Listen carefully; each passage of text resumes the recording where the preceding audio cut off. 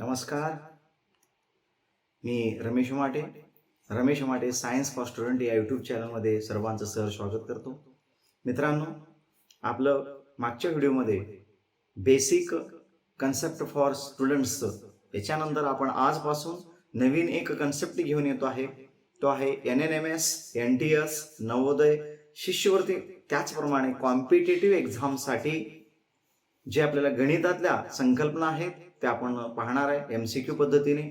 तर आज पहिला व्हिडिओ आपण पाहतोय, त्यामध्ये विषय आहे सूट व कमिशन म्हणजेच डिस्काउंट व कमिशन.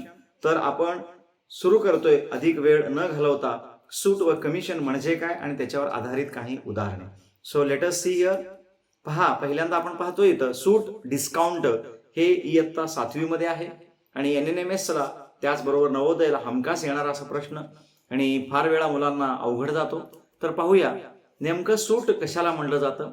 वस्तू जर विकतो, जेव्हा आपण वस्तू विकताना दुकानदार काय करतो, छापील किमतीपेक्षा जेवढी रक्कम कमी घेतो त्या रकमेला आपण सूट म्हणतो. छापील किंमत समजा 100 रुपये आहे, पण प्रत्यक्षात तो 60 रुपये घेत असेल, म्हणजे त्याच्यापेक्षा कमी पैसे जर घेत असेल तर त्याला आपण सूट म्हणतो किंवा त्याला डिस्काउंट असं म्हटलं जातं. आणि त्यावरूनच विक्री किंमत ठरते. विक्री किंमत कशावरून ठरते? छापील किमतीमध्ये सूट हे वजा केल्यानंतर राहिलेली किंमत विक्री. म्हणजे समजा त्यांनी 100 पैकी 40 रुपये सूट दिला, तर 100 वजा 40, तर विक्री किंमत त्याला सेलिंग प्राइस म्हणतो, ती किती असणार आहे? 60 रुपये असणार आहे. आणि त्याचबरोबर सुटीचा जो दर आहे तो शतमानात म्हणजेच पर्सेंटेज मध्ये घेतला जातो. 20% डिस्काउंट, 10% डिस्काउंट आपण नेहमी म्हणत असतो, तर ते पर्सेंटेज मध्ये मोजलं जातं. आणि शेकडा, आता एक्झाम्पल दिलेलं आहे, शेकडा 20 सूट. याचा अर्थ काय आहे? वस्तूच्या छापील किमतीच्या 20% किंमत कमी घेऊन ती वस्तू विकणे असा त्याचा अर्थ आहे. तर आपण उदाहरणाच्या सहाय्याने पाहूया. एका वस्तूची छापील किंमत 100 रुपये असल्यास तिच्यावर 20 रुपये सूट दिल्यावर तिची विक्री किंमत किती होणार आहे? 80.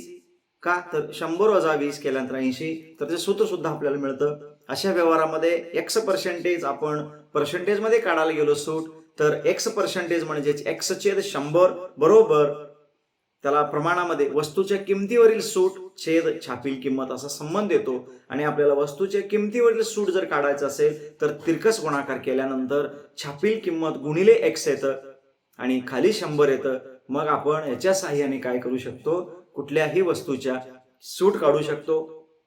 फक्त सूटच काढता येतं असं नाही, काही वेळा सूट दिलेलं असतं, छापील किंमत काढता येतं, पर्सेंटेज काढता येतं. अशा 3 गोष्टी आपल्याला या सूत्राच्या सहाय्याने काढता येतात. आणि काही वेळा सूत्राचा वापर न करता सुद्धा ट्रिक्सच्या पद्धतीने, कारण की वेळेचा अभाव, जेव्हा आपण कॉम्पिटेटिव्ह एक्झाम देत असतो NTS NNM सारख्या, त्यावेळी वेळ कमी असतं.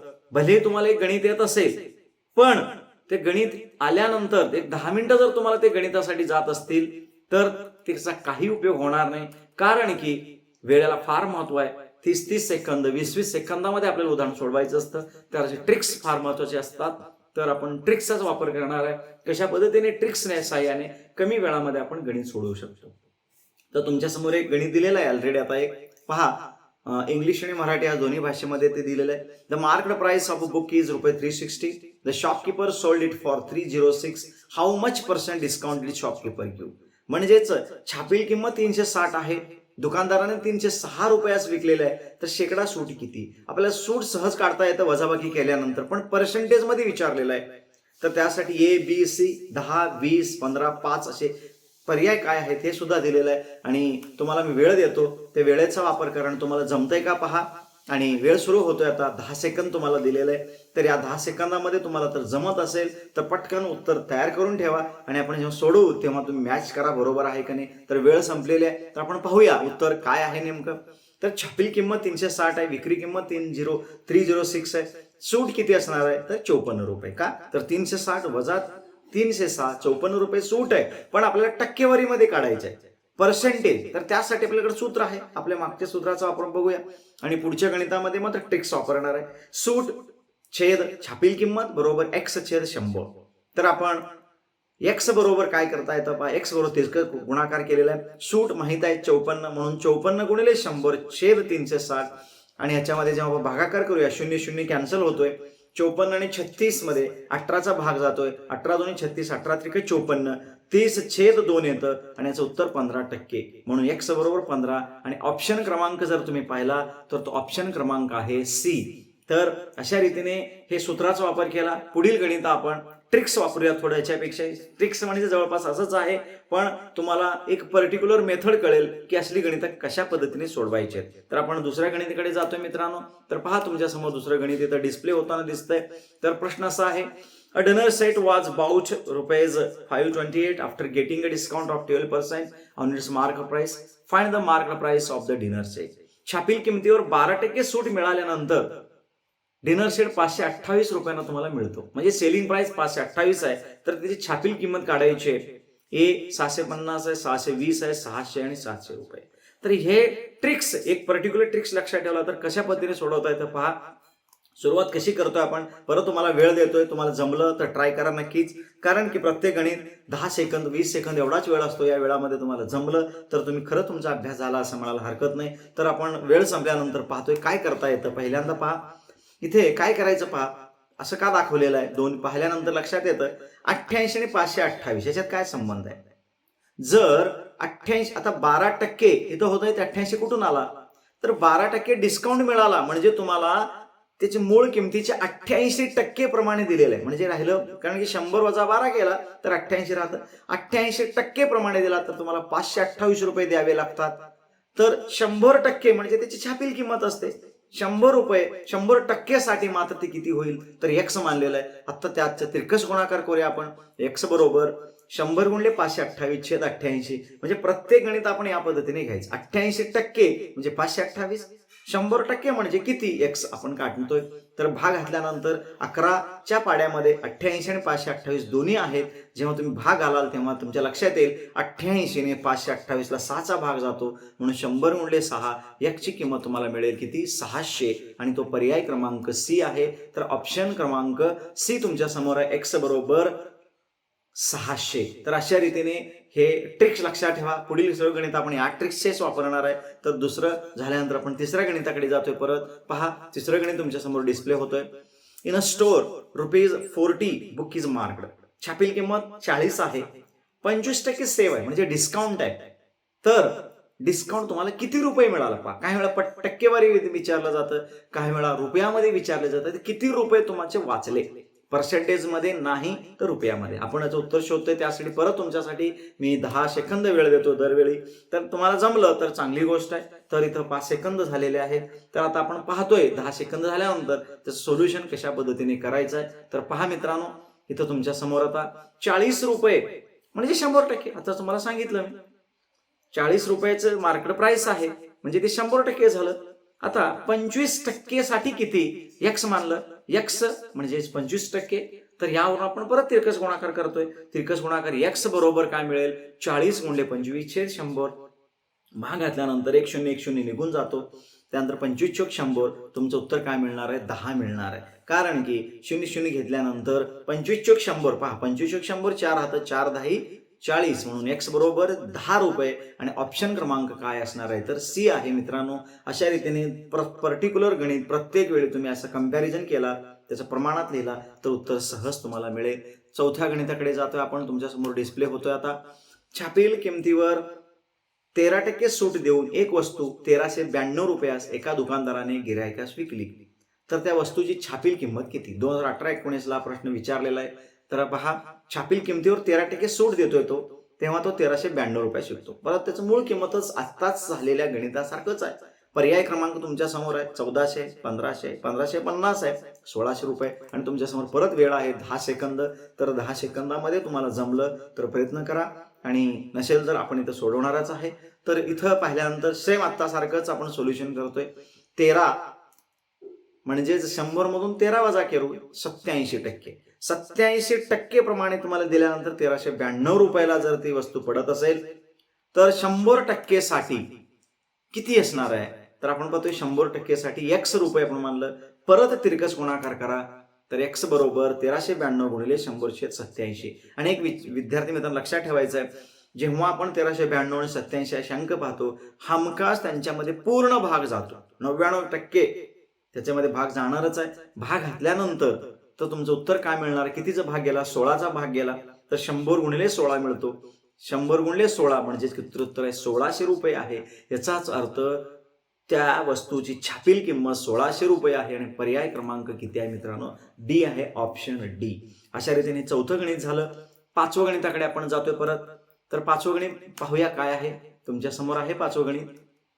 एक दुकानदार एका कपाटाच्या छापील किमतीवर 20% सूट देतो, तरीही त्याला 12% नफा होतो. कपाटाची छापील किंमत 3472 असल्यास त्या कपाटाची खरेदी किंमत किती?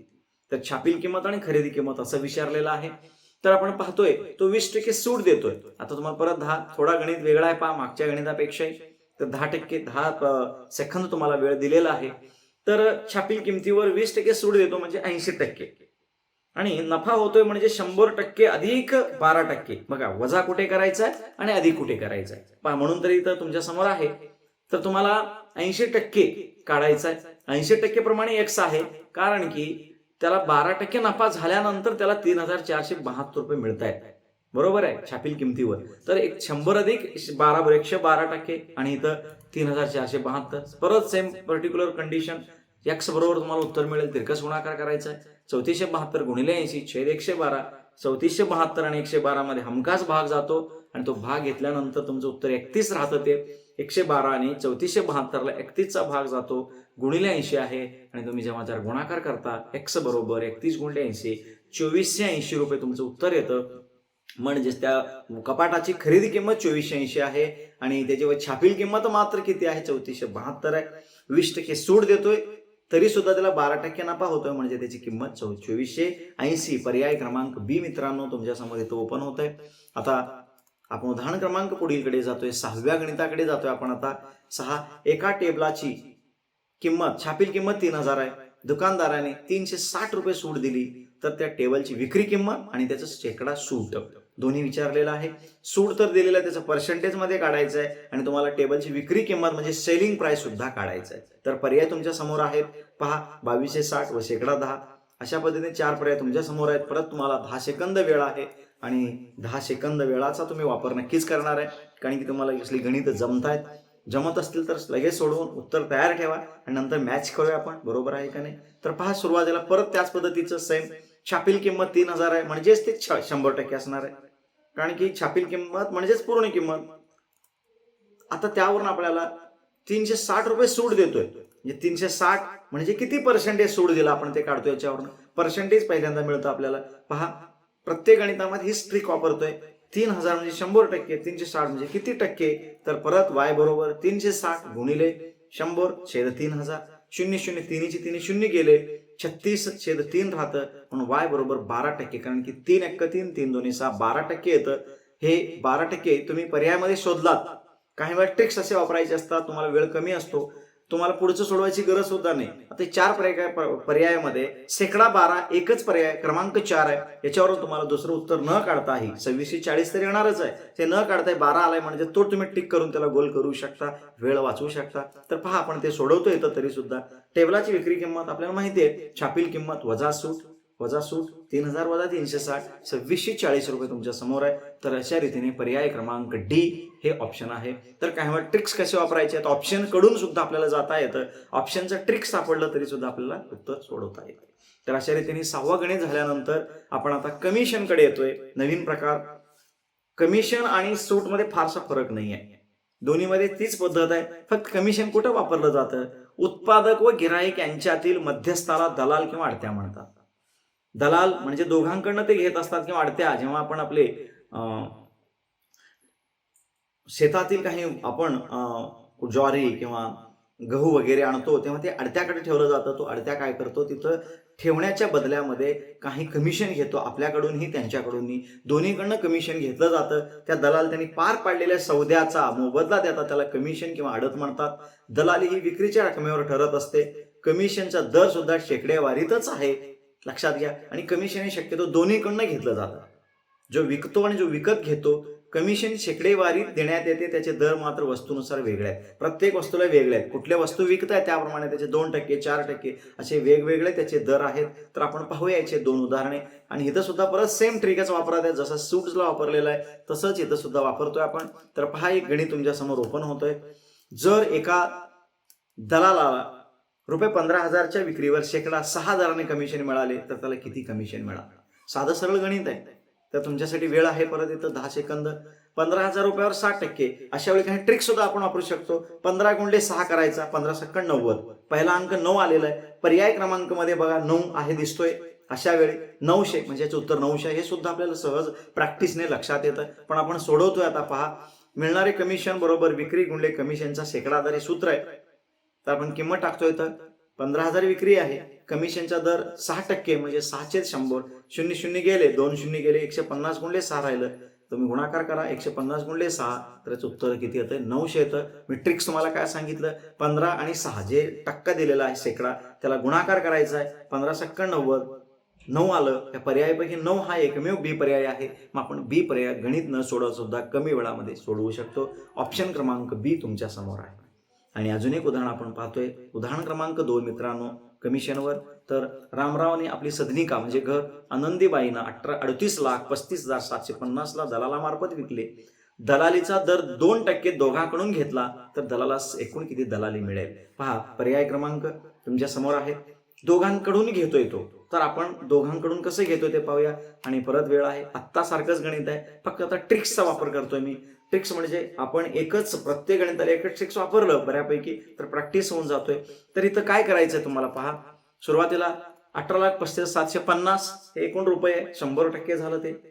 आणि दलाली किती आहे? 4 का दाखवलेला आहे मी? दोन्हीकडून मिळतोय म्हणून 2 अधिक 2 4. दोघांकडून मिळालेली दलाली 2 अधिक 2 4%. तर 4%चा किती रुपये होतो त्यासाठी एक्स लिहिलेला आहे. परत तिरकस गुणाकार करतोय आपण. एक्स बरोबर 38,35,750 गुणिले 4 भागिले 10 100. तर बघा भागाकार 100 आहे म्हणजे 2 घरं सरकवायचे. 1 0 निघून जातो. एक पॉईंट इकडे सरकला. 38,357.5 गुणिले 4 आणि ह्याचं गुणाकार केल्यानंतर तुमचं उत्तर येतं 1,53,430 रुपये. आणि तो तुम्ही जर पाहिला तर पर्याय क्रमांक ए आहे. तर ए हा पर्याय त्याचा दिलेला आहे. 1,53,430 रुपये दोन्हीकडून मिळून दलाली मिळतं. हाच जर प्रश्न फक्त एकाकडून म्हटलं असतं तर त्याचं उत्तर अजून वेगळं असलं असतं. ते किती असलं असतं? तर 1,53,430 भागिले 2 जे उत्तर आलं ते आलं असतं. तर अशा पद्धतीचे गणित तुम्ही परत प्रॅक्टिस करा. एक ट्रिक्स फिक्स लक्षात ठेवा. कंपॅरिझन करा. छापील किंमत म्हणजे 100% आणि तुम्हाला जे मिळणार आहे दलाली वगैरे ते म्हणजे किती, अशा पद्धतीने उत्तर आपल्याला शोधता येतात. भरपूर प्रॅक्टिस करा. आपण परत पुढील व्हिडिओमध्ये NTS NNMS साठी नक्कीच व्हिडिओ घेऊन येतोय. तोपर्यंत मी इथं थांबतोय. धन्यवाद. Thanks for watching the video. जर तुम्हाला व्हिडिओ आवडला सबस्क्राईब करा. जास्तीत जास्त मुलांपर्यंत पोहोचवा ज्यांना त्याचा नक्कीच फायदा होईल. आणि बेल आयकॉनला क्लिक करा. थांबतोय. धन्यवाद.